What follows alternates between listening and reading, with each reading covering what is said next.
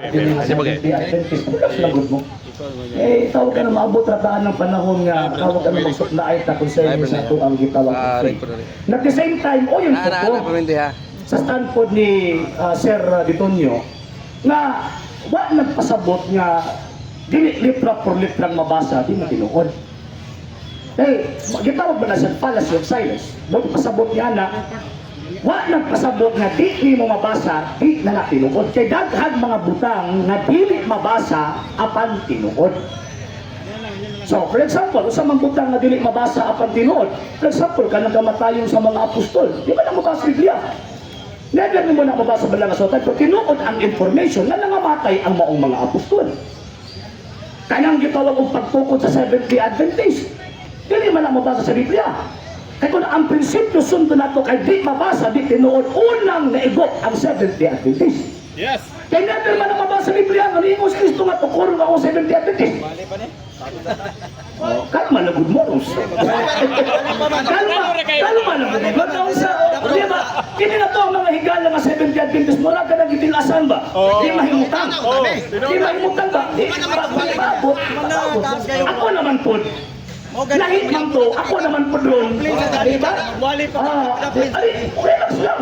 Relax lang. Kaya kung tawag ka ng kuhan, saan ka nag-istorya ko, nagyaw-yaw mo. Diba?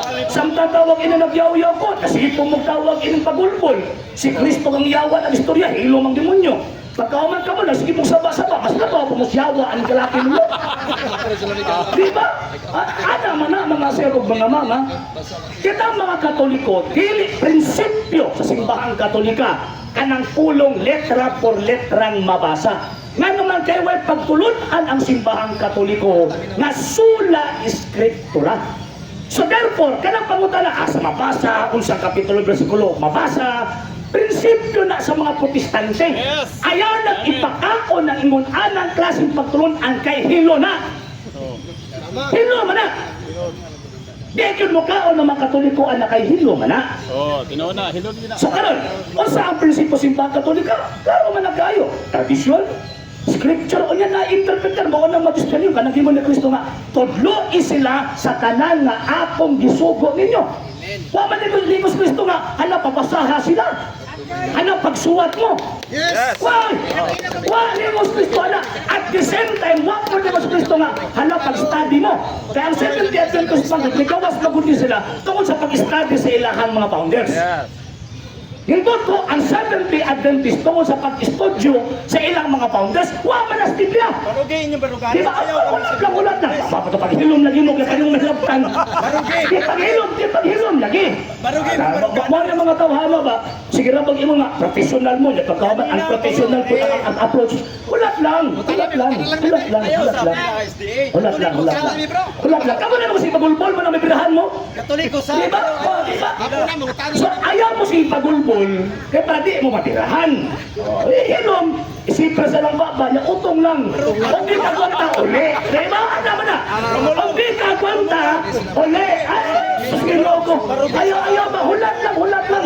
Luki pa na yawa ni mo, ano yung kiniminaw. Di ba paminaw sa mo? Paminaw ka para masaptan ninyo ang pagtulunan mo. Naon sa man, ang among pagtulunan, klaro na.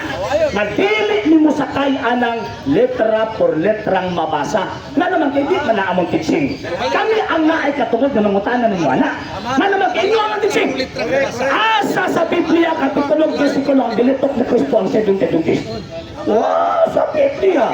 Kung ang prinsipyo di mabasa, di pinood. So therefore, ang Seventh-day Adventist number 1 na pigi. Diba?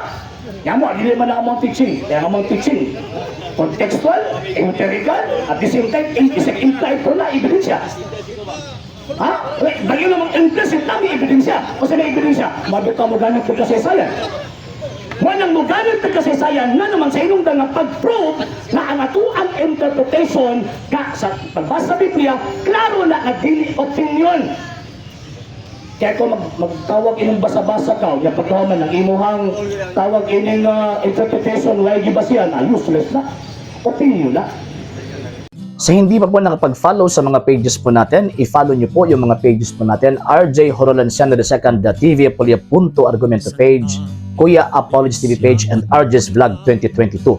And pwede rin po kayo mag-send po dyan ng Facebook stars. And also, sa atin po mga channels, sa hindi po nakapag-subscribe, subscribe po ninyo yung mga channels natin, The Lay Catholic, Apologies International Official, RJ Sanado II TV, Kuya Apologies TV, and Barrio Kawayan Religious Forum.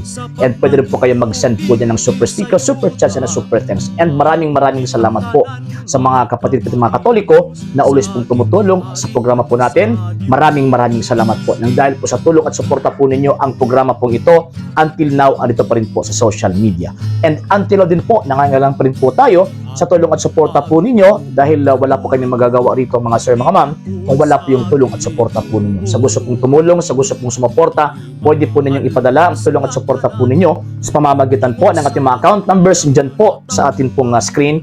And pwede niyo po kaming i-message sa ating pong page kung via remittance po yung papadala po ninyo. Maraming salamat po in advance.